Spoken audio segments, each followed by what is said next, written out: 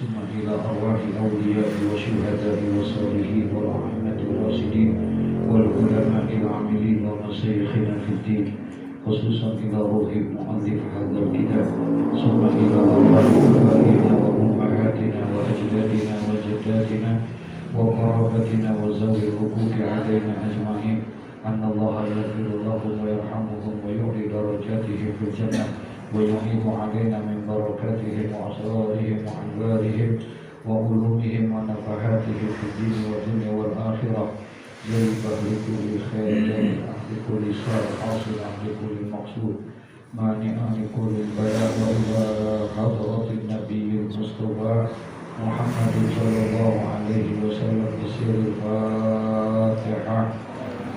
أعوذ بالله من الشيطان الرجيم. بسم الله الرحمن الرحيم. الحمد لله رب العالمين الرحمن الرحيم.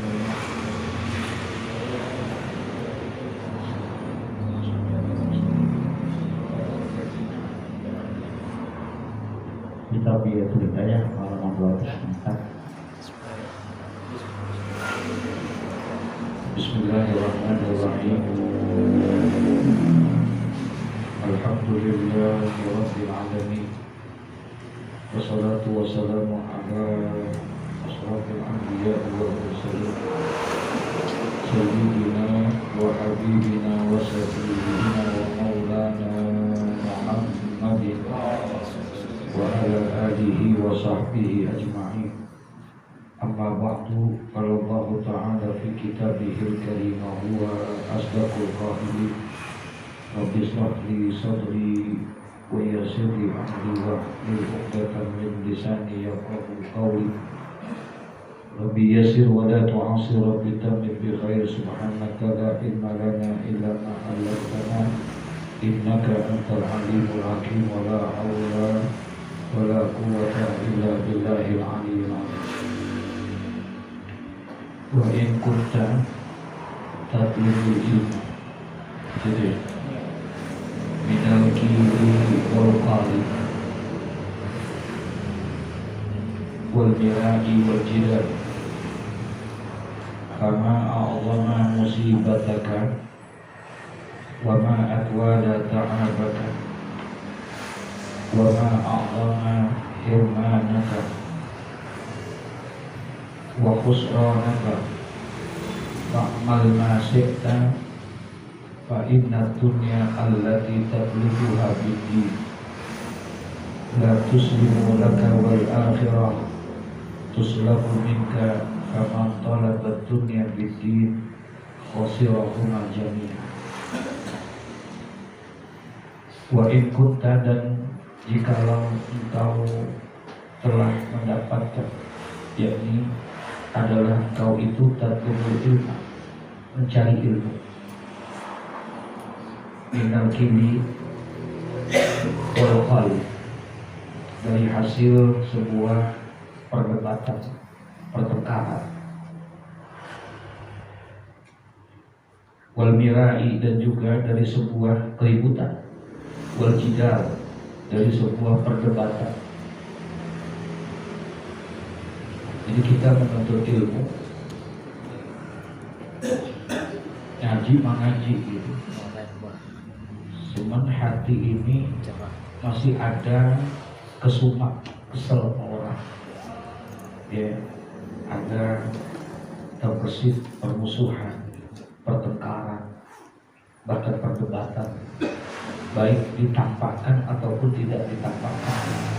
Paham maksudnya?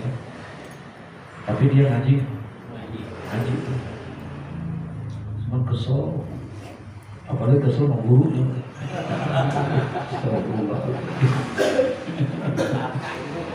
Ya Allah, ya Allah, apa bisa begitu? Bisa. Ya, astagfirullah. Fama a'zama musibaka, maka tidaklah ya yang paling besar musibahmu itu. Enggak ada tuh musibah yang paling besar dalam menuntut ilmu. Kalau di dalam menuntut ilmu itu hati kita masih kotor kayak begitu, ya. itu musibah, penghalang untuk bisa mendapatkan ilmu, karena ada kebencian di dalamnya.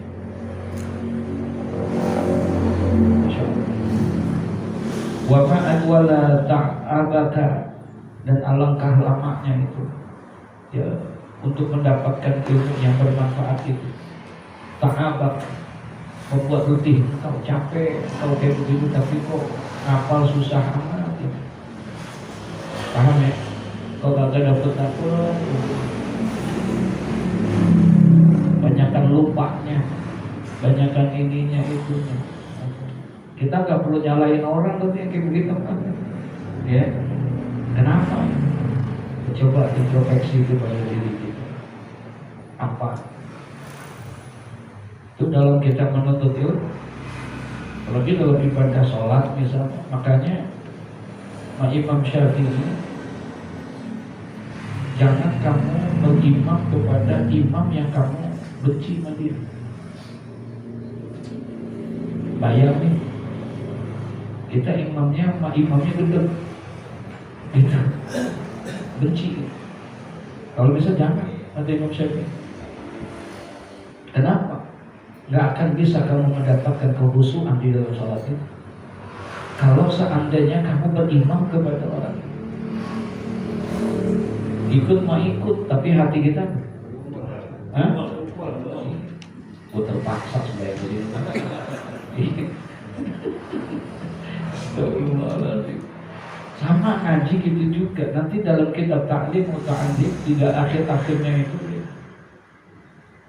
kan diceritakan dan dikisahkan oleh Syekh Az-Zarnuji tentang bagaimana salah satu yang menyebabkan kamu itu tidak mendapatkan, sulit mendapatkan kemanfaatan dan keberkahan ilmu, karena terselip di dalam dirimu itu ada kebencian terhadap guru, ketidaksukaan kita terhadap guru.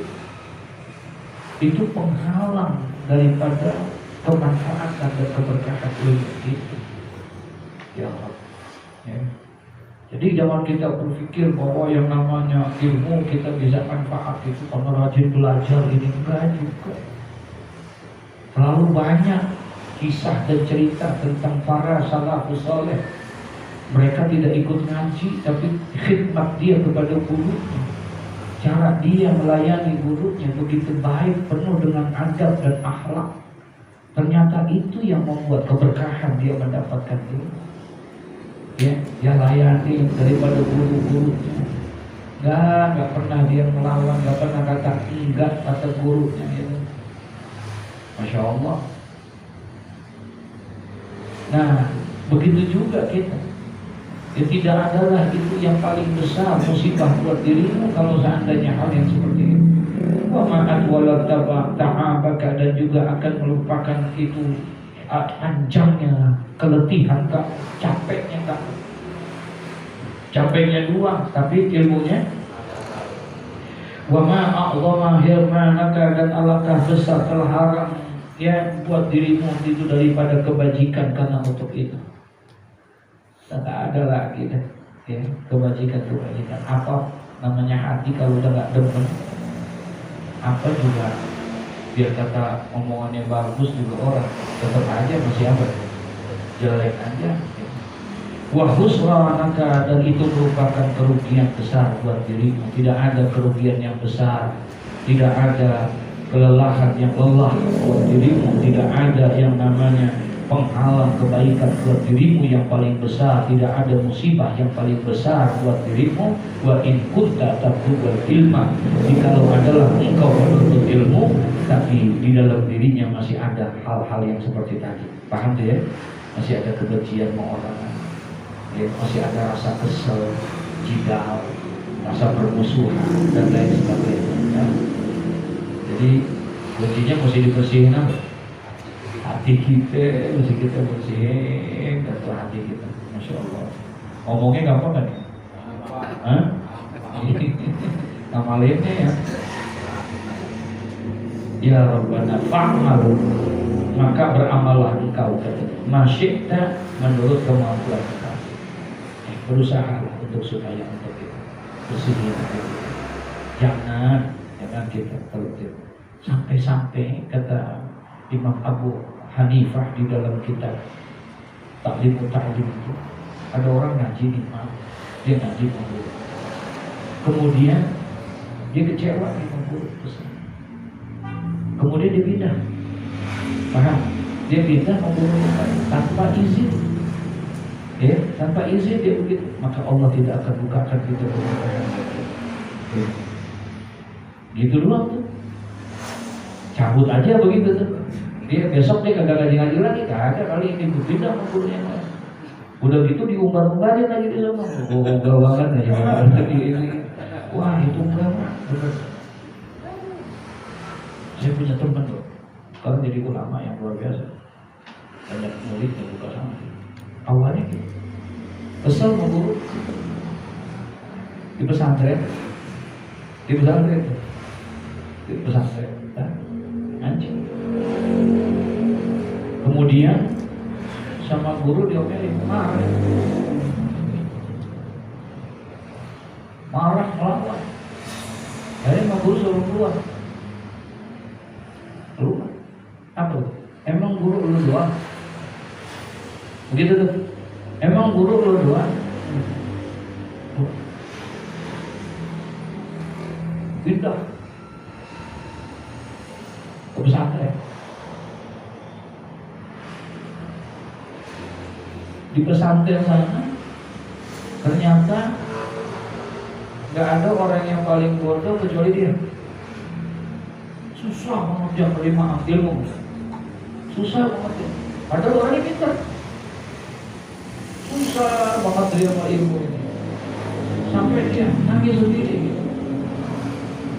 Ketika tahu dia ngaji masih gitu. Sampai sama gurunya disuruh, lu jangan ngaji di kelas ini, lu sama anak-anak. Karena saking apanya? Kan saking susahnya belajar, suruh pindah. Jangan sama kelas lu pindah mana. Kalau kita mana PK, kalau ini TPA. Dipindah. Jadi kok bingung kenapa kok dia nggak bisa mudah untuk ini. Setelah dia introspeksi, dia dapetin nasihat. Ya Allah, mungkin ini kali gara-garanya. Dia pernah merasa kecewa sama siapa? Sama gurunya. Dia merasa pernah berbuat salah. Alhasil dia coba pulang.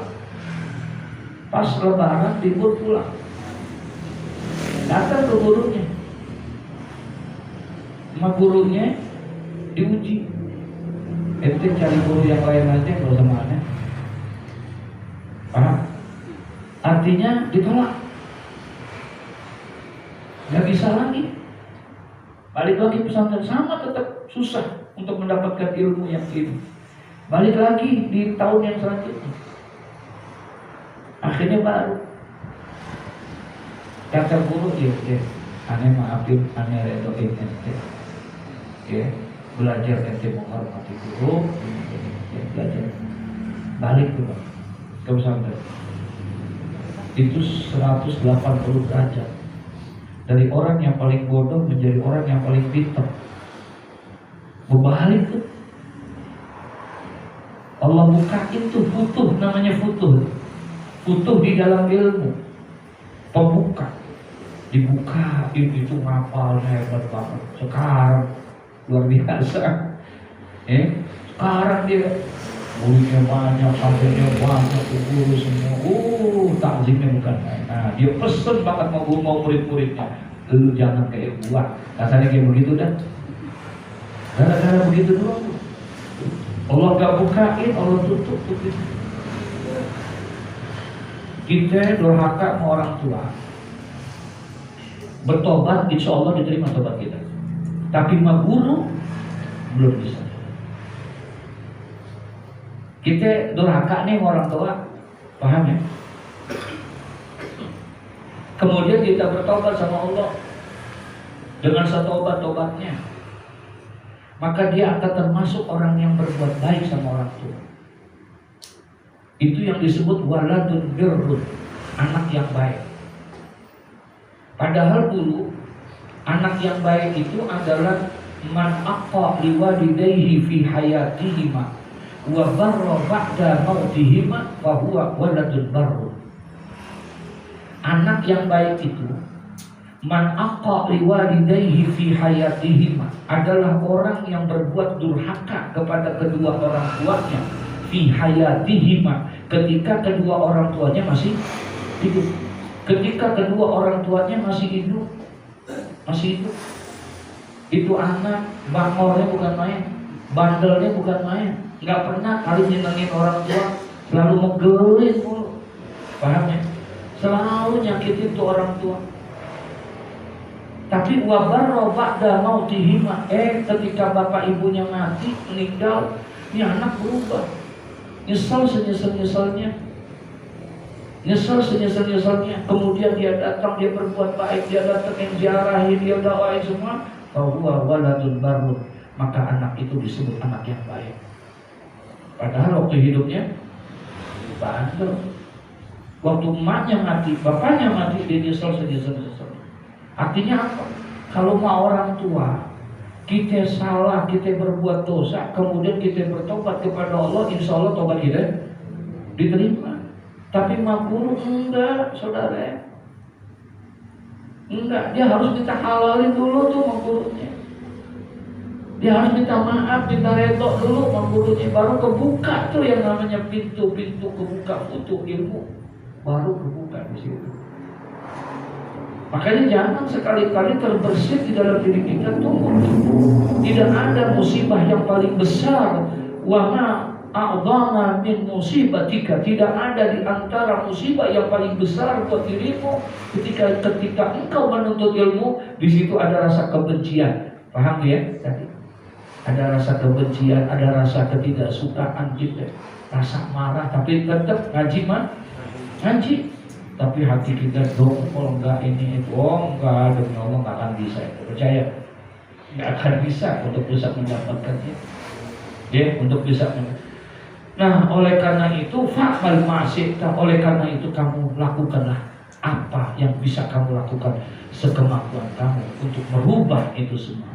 Fa inna dunya allati tatlubuha bid-din, karena sesungguhnya harta dunia yang engkau mencarinya dengan agama, la tuslimu, tidak akan menyelamatkan belaka bagi dirimu. Enggak. Ya, jangan untuk yang kayak begitu kamu jadikan itu dunia.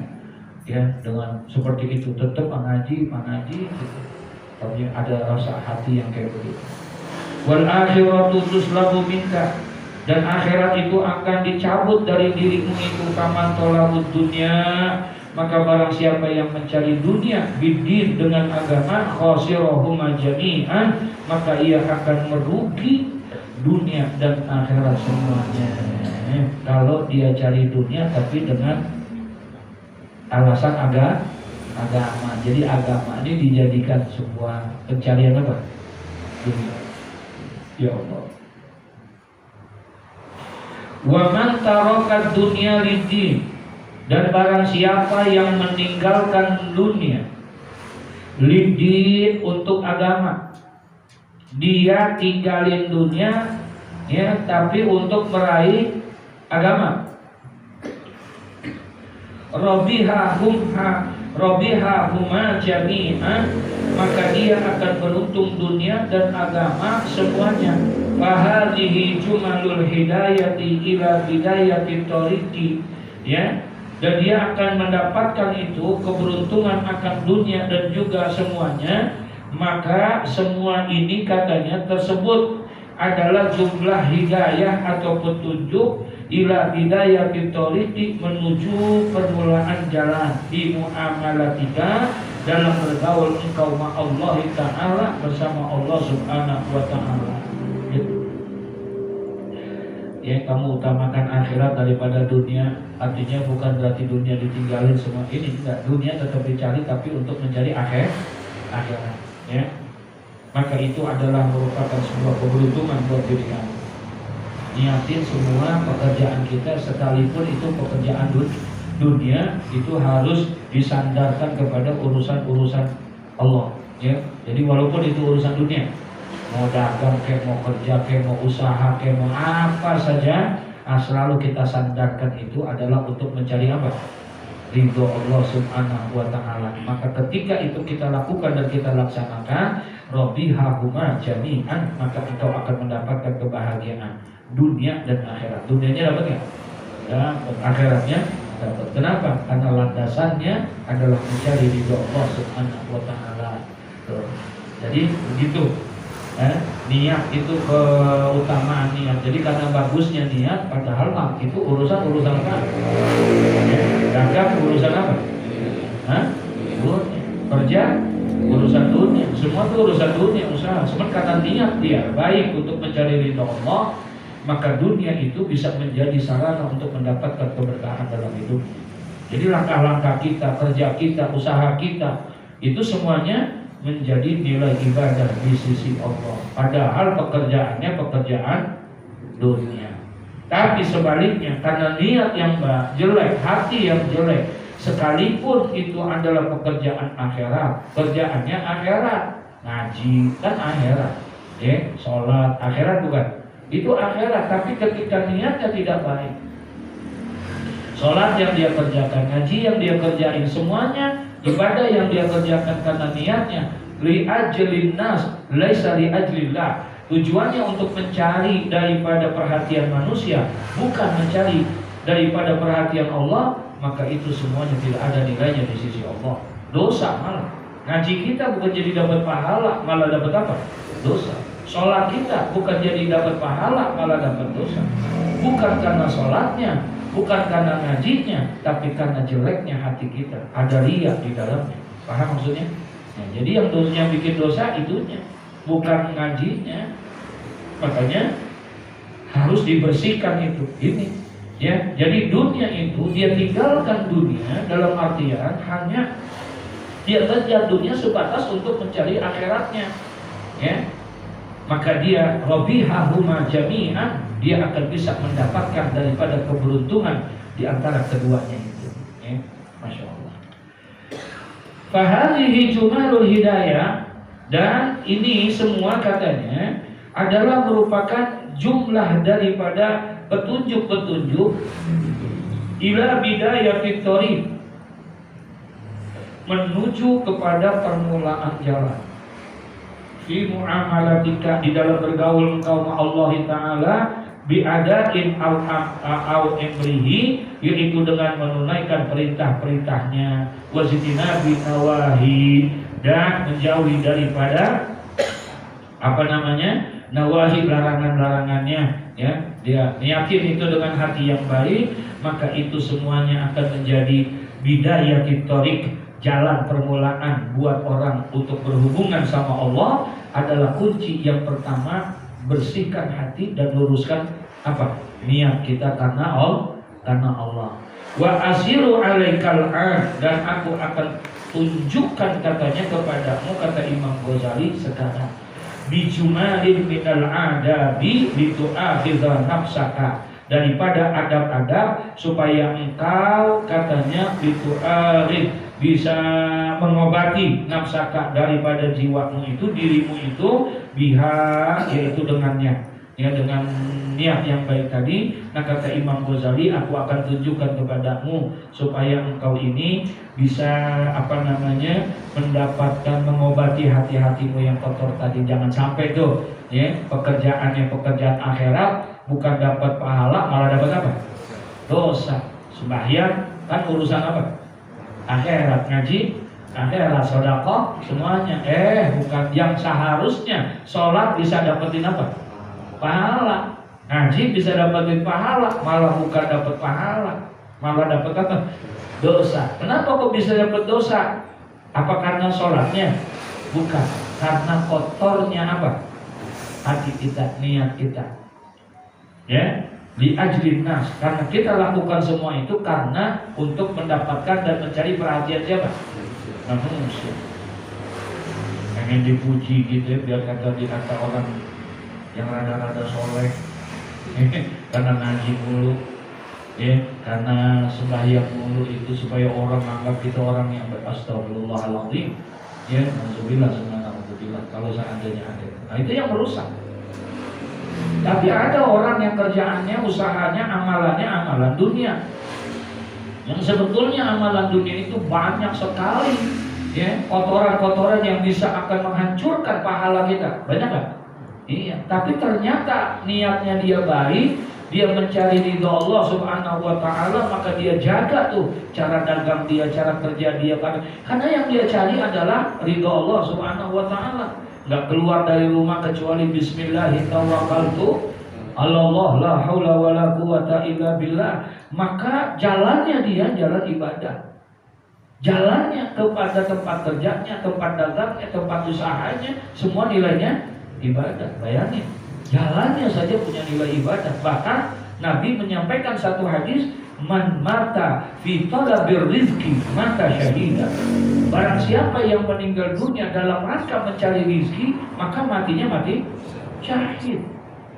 Ya, matinya dia mati syahid, dikategorikan orang sebagai matinya mati syahid. Walaupun secara amaliyahnya syahidnya bukan syahidul dunia, tapi syahidul akhirah.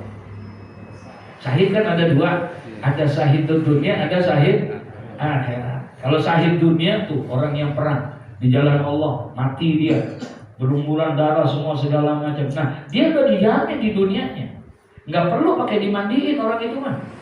Nggak perlu pakai dikamanin, nggak perlu pakai disembayangin, langsung diapain? Dikuburin aja udah. Karena apa? Karena syahidnya syahid dunia. Di dunia dia sudah mendapatkan jaminan dari Allah.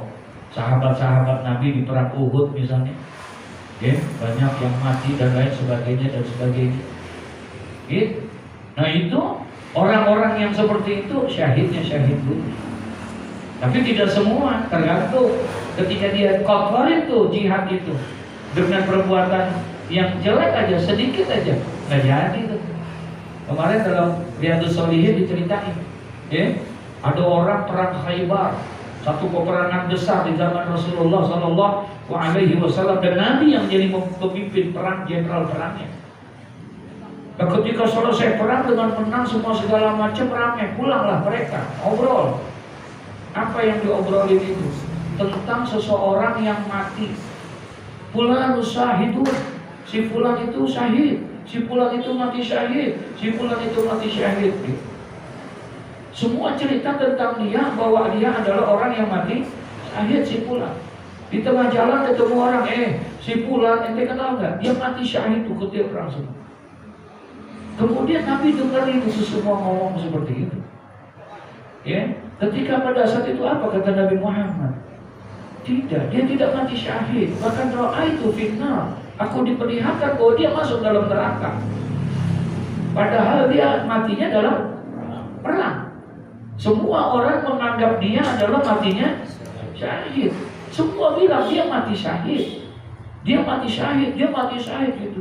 Nabi bilang, kata Nabi, karena orang pada ngomong gitu, akhirnya Nabi, enggak, dia enggak mati syahid. Bahkan aku diperlihatkan oleh Allah, dia malah masuk ke dalam neraka. Kenapa? Karena dia telah melakukan perbuatan yang dosa. Apa? Dia ngambil mantel, ngambil jaket daripada ghanimah. Paham tuh? Kan kalau perang dapat apaan? Ada harta rampasan perang. Nah, belum dibagiin dia udah ada. Udah ngumpetin dia satu. Orang mah kagak lihat dia. Nabi tahu dia berudik, kata Nabi, gara-gara itu. Padahal di jalan apa? Matinya di jalan Allah, gara-gara itu tuh, masya Allah. Ya, wala talbisul haqqa bil batil. Jangan kamu campur adukan antara yang hak dan yang batil. Ya, masya Allah. Jadi merupakan bidayatut thariq fi muamalatika ma Allah Ta'ala. Jalan permulaan untuk bisa berhubungan dengan Allah Subhanahu wa Ta'ala. Jalan pertamanya, bidayatul hidayah, itu jalan pertama untuk mendapatkan hidayah. Tapi ini bidayatul thariq, jalan permulaan, tahap awal untuk bisa fi muamalatika, bisa berhubungan ma Allah Ta'ala, kepada Allah Subhanahu wa Ta'ala. Apa itu? Membersihkan hati kita, meluruskan niat kita semata-mata mencari ridho. Itu tuh kunci yang pertama adalah keikhlasan di dalam kita untuk melakukan amal.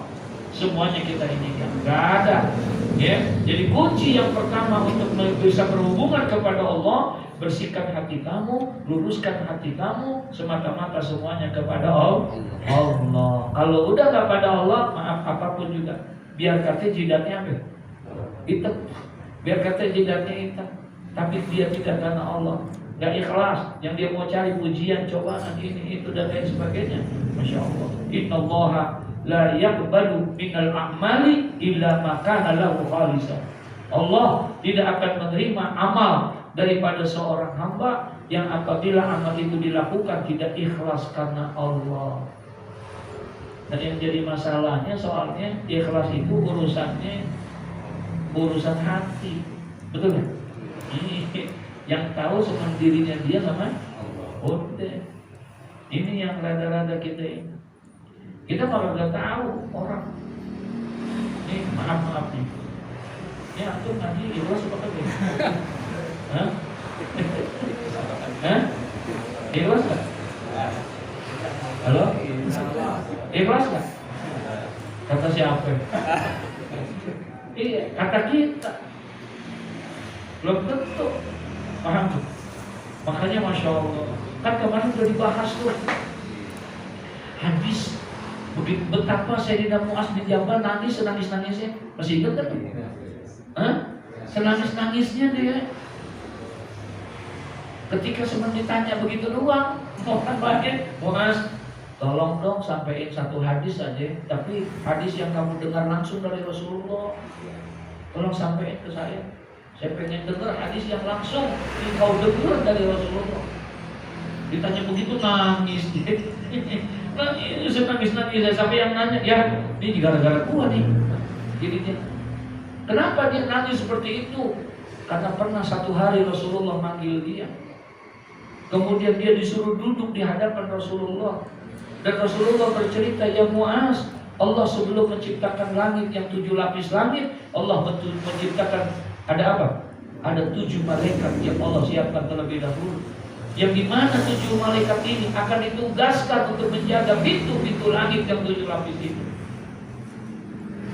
Nah kemudian diceritain nanti setelah malaikat itu ada jaga pintu-pintu langit, kemudian ada malaikatul hafadzah, malaikat hafadzah untuk membawa amal-amal daripada hamba-hamba Allah. Dibawa tuh amal. Malaikat hafadzah kira banget bawa amal si hamba itu. Kenapa? Karena pada saat dia bawa itu amal bagusnya luar biasa. Bagusnya luar biasa. Bercahaya itu sampai-sampai dalam hadis itu dibilang nurun kanuri syamsi. Itu amalnya seperti cahaya, sebagaimana cahayanya apa? Matahari. Dia bawa. Malaikat hafadzah kalau bawa yang bagus, bangga gak? Bangga, senang dia. Dibawalah itu amal daripada hamba itu dengan gembira oleh malaikatul hafadzah. Akan dilaporkan kepada Allah. Tapi ketika mau masuk itu langit pertama, dia faqala, maka berkata itu malaikatul kuda yang menjaga pintu pertama itu. Apa katanya? Ya hafadzah, qif bina. Berhenti kamu di situ. Diperiksa dulu tuh. Apanya? Amal.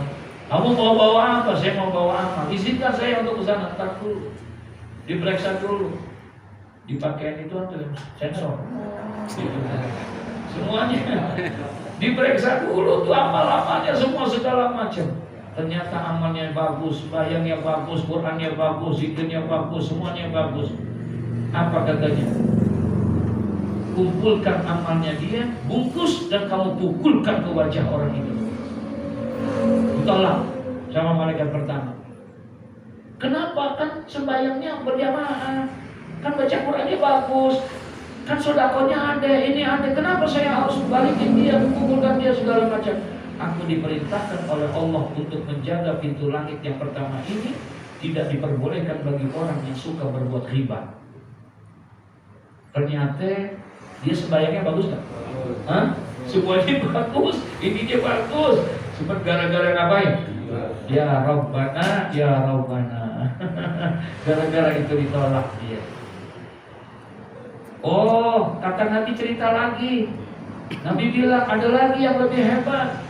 Semuanya bagus amal-amalnya dan dia tidak ada riba.